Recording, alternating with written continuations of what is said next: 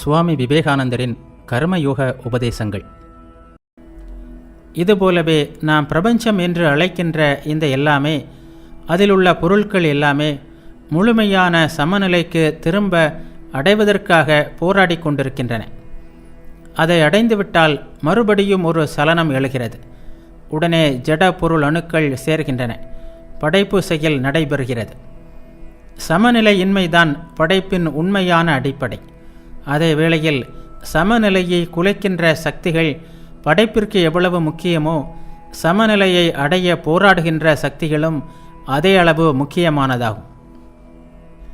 முழுமையான சமத்துவம், அதாவது எல்லா நிலைகளிலும் போராடி கொண்டிருக்கின்ற எல்லா சக்திகளும் முழுமையான சமநிலை அடைவது என்பது இந்த உலகில் ஒருபோதும் ஏற்பட முடியாததாகும். அத்தகைய நிலையை அடையும் முன்னர் இந்த உலகம் எந்த உயிரும் வாழ தகுதியற்ற இடமாகிவிடும். யாருமே இங்கு இருக்க மாட்டார்கள்.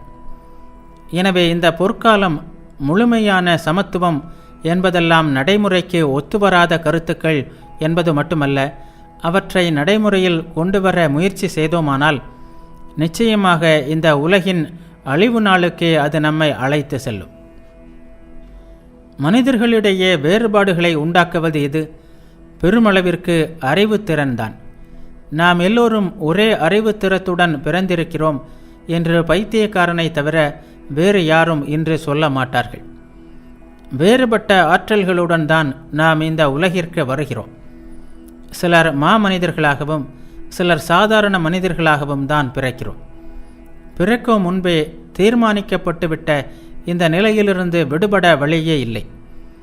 செவ்விந்தியர்கள் ஆயிரக்கணக்கான ஆண்டுகளாக இந்த அமெரிக்காவில் வாழ்ந்து வருகிறார்கள். அப்போதுதான் உங்கள் முன்னோர்கள் சிலர் இங்கு வந்தார்கள்.